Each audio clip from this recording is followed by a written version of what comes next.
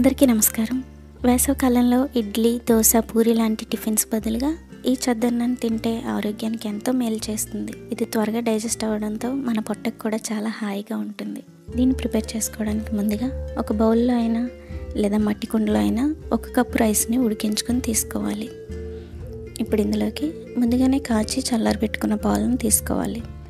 ఈ పాలు మరీ వేడిగాను కాకుండా మరీ చల్లగాను కాకుండా గోరువెచ్చగా ఉండేలా చూసుకోవాలి.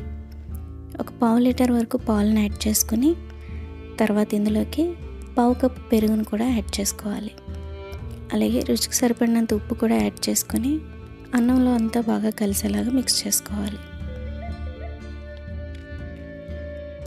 ఇలా మిక్స్ చేసుకున్న తర్వాత ఒక ఉల్లిపాయని సన్న ముక్కలుగా అయినా లేదా 4 ముక్కలుగా అయినా సరే కట్ చేసుకుని వేసుకొని అలాగే 2 పచ్చిమిరపకాయలను కూడా యాడ్ చేసుకొని మూత పెట్టి నైట్ అంతా కూడా అలానే ఉంచేయాలి.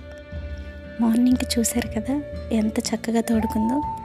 మట్టి కుండలో తోడుపెట్టుకోవడం వల్ల ఎక్సెస్ వాటర్ అంతా కూడా అబ్జర్వ్ చేసుకుని పెరుగు ఇలా థిక్గా క్రీమీగా ఉంటుంది. మీరు కూడా కుదిరితే మట్టి కుండల్లో తోడుపెట్టుకునేలా చూసుకోండి. ఎందుకంటే మట్టి కుండలకి చాలా బెనిఫిట్స్ ఉంటాయి. వీటిల్లో ఉండే మినరల్స్ ఐరన్, మెగ్నీషియం, కాల్షియం ఇవన్నీ కూడా పెరుగుని చాలా న్యూట్రిషియస్గా ఉంచి తినేటప్పుడు చాలా కమ్మగా ఉంటుంది. మామూలు బౌల్స్లో తోడుపెడితే పెరుగు అనేది పులుపెక్కిన మట్టి కుండల్లో అంత త్వరగా పులుపెక్కదు, చాలా కమ్మగా ఉంటుంది. అలాగే మట్టి కుండల్లో ఉన్న పెరుగు తినడం వల్ల చాలా ఈజీగా డైజెస్ట్ అవుతుంది. ఈ వేసవి కాలంలో పిల్లలకి పెద్దలకి ఆరోగ్యానికి ఎంతో మేలు చేసి ఈ చద్దన్నం రెసిపీ కనుక మీకు నచ్చితే వీడియోని లైక్ చేయడం మర్చిపోవద్దు. మరిన్ని సింపుల్ అండ్ టేస్టీ రెసిపీస్ కోసం మన ఛానల్కి సబ్స్క్రైబ్ చేసి సపోర్ట్ చేయండి. Thanks for watching.